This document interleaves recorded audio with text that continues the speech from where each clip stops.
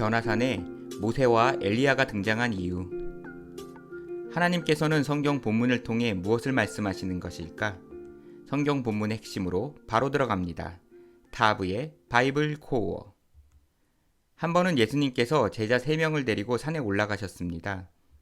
예수님께서는 그곳에서 모세와 엘리야를 만나 대화를 나누십니다. 그때 그들의 옷이 하얗게 변하여 빛났기 때문에 우리는 흔히 변화산 사건이라고 부릅니다. 오늘은 예수님께서 변화산에 제자를 3명만 데리고 가신 이유와 왜 수많은 인물 가운데 모세와 엘리야가 등장했는지 생각해 보겠습니다. 먼저 누가복음을 통해 이 사건이 가진 의미를 알아보겠습니다. 베드로가 예수님을 하나님의 그리스도라고 인정하는 고백을 했습니다. 그 고백을 듣고 예수님께서는 자신의 죽음을 예고하셨습니다. 그리스도의 십자가 사역을 알려주실 때가 된 것입니다. 그리고 바로 이어 변화산 사건이 기록되어 있습니다. 여기에서 모세와 엘리야는 예수님의 죽음에 대해 말했습니다. 이는 제3자인 2명이 알려주어 공신력을 지닌 증언이 됩니다. 이후 구름 속에서 예수님이 자신의 아들이라는 소리가 들렸습니다. 이는 예수님께서 하나님의 아들이시라는 선언입니다. 따라서 변화산 사건의 핵심은 하나님의 아들이신 예수님의 죽음에 대한 공적인 예언입니다.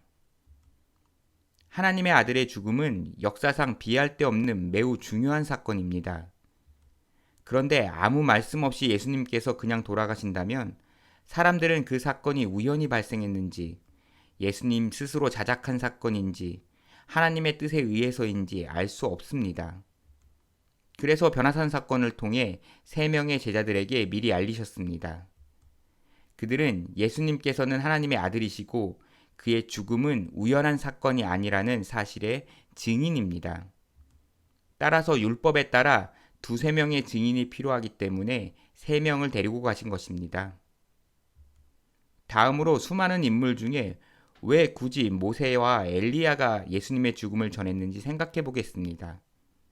이에 대해 모세는 율법을, 엘리야는 선지서를 상징한다는 견해가 있습니다. 그들이 율법과 선지서에 있는 그리스도의 죽음에 대한 예언을 대표한다고 생각할 수 있습니다. 그러나 엘리야는 그리스도에 대한 예언을 한 적이 없습니다. 그리스도의 순환에 대한 예언이라면 엘리야보다 이사야가 더 적절합니다. 따라서 모세와 엘리야가 율법과 선지서의 상징이라는 입장이 전적으로 받아들여지진 않습니다. 왜 모세와 엘리야인지 알기 위해 2 인물만 가진 공통점을 생각해 보겠습니다. 이들의 공통점은 크게 2가지입니다. 첫 번째로 모세와 엘리야는 둘 다 호렙산에서 하나님을 만났습니다. 모세는 언약의 돌판을 받기 위해 호렙산에서 40일을 머물렀습니다. 엘리야도 천사의 도움을 받아 호렙산으로 40일 동안 이동하였습니다. 성경에서 40은 인간으로서는 할 만큼 한 상태를 상징하는 수로 보입니다. 이스라엘의 가나안 지역 40일 정찰이나 40년 광야 생활, 율법의 태형을 40대까지 한정한 것이나 예수님께서 공생의 초기 40일간 하신 금식 등이 그러한 의미를 담고 있습니다. 2번째로 모세와 엘리야는 둘 다 남은 사역을 후임에게 넘겨야 했습니다. 모세는 출애굽이라는 엄청난 승리를 이끌었습니다. 그러나 무리바 물 사건에서 하나님의 거룩하심을 나타내지 않았습니다. 하나님께서는 그 점을 책망하시며 약속하신 땅에 들어갈 수 없다고 하셨습니다. 모세는 고대하던 땅에 들어가고 싶었지만 하나님께서는 끝내 허락하지 않으셨습니다. 그렇게 약속하신 땅을 정복하는 사역은 여호수아에게 넘어갔습니다. 한편 엘리야도 바알과 아세라의 선지자들을 숙청하는 승리를 거두었습니다. 그러나 죽음의 공포로 도망하여 한계를 드러냈습니다. 결국 하나님께서는 엘리사에게 사역을 넘기라고 하셨습니다. 이처럼 모세와 엘리야는 하나님의 일을 완성하는 역할이 아니었습니다. 따라서 모세와 엘리야는 호렙산에서 하나님께 직접 사역을 받았고 인간으로서는 한계를 드러낸 공통점이 있습니다. 그들은 하나님의 큰 그림 안에서 어떤 메시지를 전하기 위한 모델입니다. 그렇다면 그들이 모델로서 전하는 메시지는 무엇일까요? 인간은 율법의 의로 하나님께 나아가는 시기가 있습니다. 사도 바울은 그러한 시기를 계시될 믿음의 때가 오기 전 율법 아래에 있다고 표현했습니다. 율법이 어린아이의 선생님처럼 인도하는 때를 마치면 그리스도를 통해 하나님의 의가 적용되는 시기에 이릅니다. 이와 같은 구원 계획을 가르쳐 주시기 위해 다양한 복선과 설명과 예언과 인물들이 성경에 등장하는데, 이스라엘 민족의 여정은 하나님의 구원 계획을 설명하는 역사적 모델입니다. 모세가 광야 40년 동안 이스라엘 백성을 이끈 것은 율법 아래에 있는 상태에 대한 비유입니다.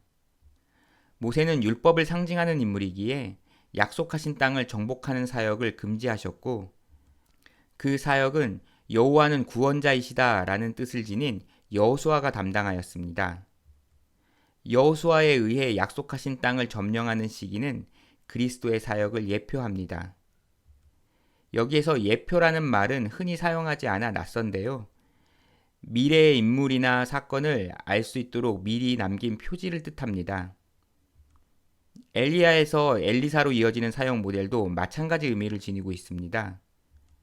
엘리야의 이름은 하나님을 의미하는 엘과 하나님께서 스스로를 지칭하신 여호와의 합성어로 그 뜻은 여호와는 하나님이시다입니다. 엘리야는 바알을 섬기는 이들에게 진정한 하나님은 여호와이심을 증명하는 사역을 하였습니다. 그러나 엘리야도 모세와 같이 한계를 드러내고 40일 동안 호렙산으로 향합니다. 하나님께서는 엘리사에게 기름을 부어 이후 사역을 맡기도록 하십니다. 엘리사는 하나님은 구원자이시다 라는 이름의 뜻처럼 하나님의 구원 사역을 상징합니다. 엘리야에게 있었던 성령의 역사를 2배로 받은 것도 엘리사 사역의 중요성을 암시합니다.